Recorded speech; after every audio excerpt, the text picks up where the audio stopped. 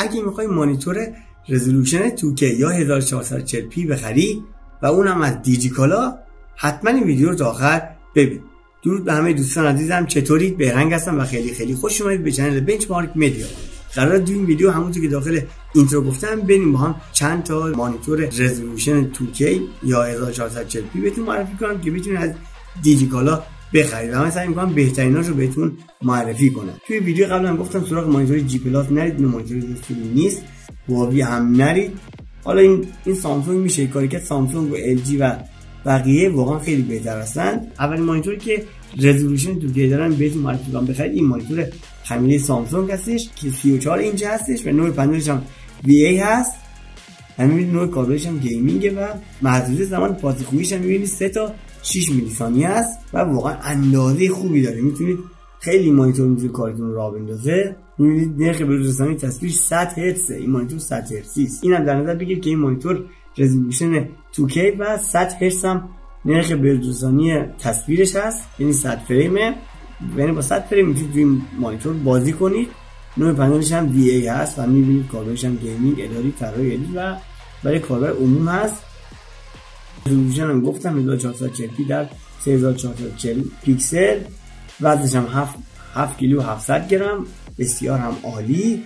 می‌بینید دیسپلی پورت داره، 2 تا پورت USB داره و بلندگو هم داره. این مانیتور 180 وات حد اکثر در بیشتر حالتش مثلا فرق داره.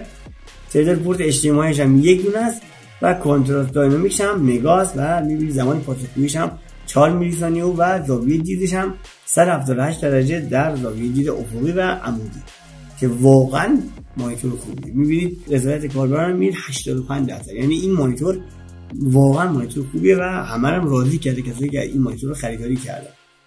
حالا اگه می‌خواید مانیتور خمیده نخرید و مانیتور سال‌تر می‌خواید بخرید، مانیتور دیگه هم هستن. حالا دنبال مانیتور قیمت مناسب‌تر هم می‌گردم. این مانیتور سامسونگ دیگه هم هست که خمیده نیست. می‌بینید نوع پنلش هم VA و برای کاربری گیمینگ هست و قیمتش می‌بینید 18 میلیون و 50 تومان. قیمتش هم به نسبت خیلی خوبه مانیتور 2K، اما کیفیت ساختش بی‌نظیر. این مانیتور هم می‌بینید میزان رضایت هم می‌بینید چقدر بالاست. این مانیتورها خدا هستن برای استفاده گیمینگ. اما این مانیتور 144 هرتزی است، پنلش VA هست، کانتراست استاتیکش هم می‌بینید 2500. کاربرش هم گفتم گیمینگ عمومی، پورت USB برای سرویس دستگاه. می‌بینید دیسپلی پورت هم داره 32 اینچه، تعداد پورت HDMI هم یه عدد و زاویه دیدش هم که 178 درجه است. این خیلی مهمه.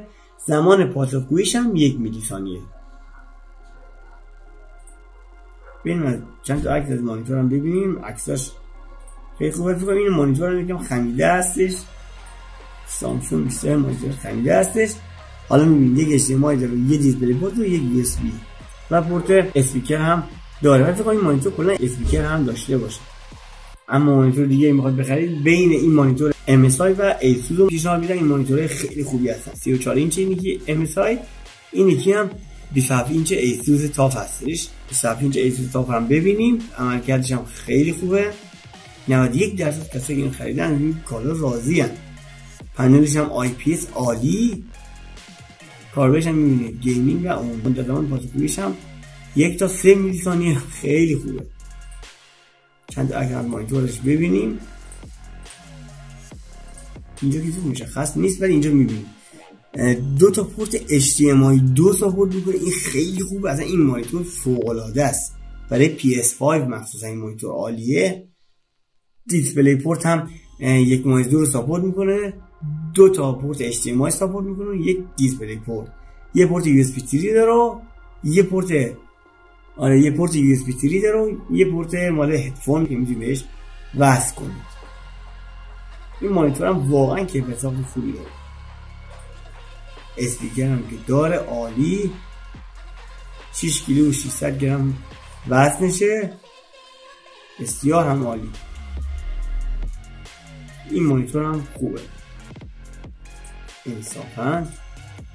اما مانیتور آخر در رزولوشن 2K یا همون 1440p که من بهتون معرفی میکنم بخرید. این مانیتور اسپکتر هست که قیمتش هم بسیار خوبه و خیلی کیفیت ساخت خوبی داره و اصلا کلا مانیتور زیباییه. این اسپکتر قیمتش میبینید 17,900,000 تومان. میزان درصد خریداران هم بسیار خوبه، عملکرد خیلی خوبی داره.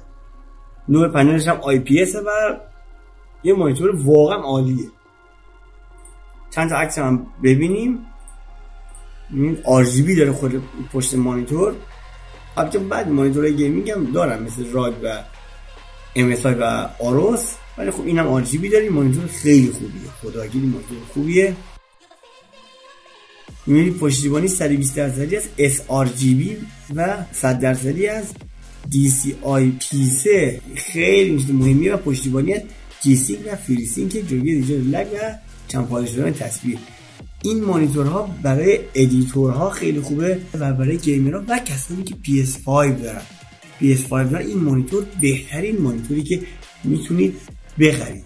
در دیجیکالا در رزولوشن 2K توضیحات بلندگو هم داره. عالی. 1 تا 3 میلی ثانیه، کنتراست 1/1000، نرخ به‌روزرسانی تصویر 165 هرتز. عالیه، اینم عالی 165 هرتز. اصلا میبینید چقدر کیفیت رنگش خوبه. این مانیتور خیلی کیفیت رنگ خوبی داره. 1 عدد پورت HDMI 2 داره و 2 تا پورت دیسپلی پورت. 1 عدد پورت HDMI 2 و 2 عدد پورت، میبینید 2 تا پورت دیسپلی پورت و 2 تا هم HDMI داره و درجه خروجی هدفون هم هست. فکر کنم اسپیکر هم داره. خیلی مانیتور عالیه، یعنی مانیتور رو حتما پیشنهاد میدم بخرید. خب دوستان، این بود ویدیوی معرفی بهترین مانیتورهای 2K دیجیکالا. امیدوارم از این ویدیو لذت برده باشید. اگر از این ویدیو خوشتون اومد حتما این ویدیو رو لایک کنید، چنل رو سابسکرایب کنید و تا ویدیوهای بعدی خدا نگهدار همگی.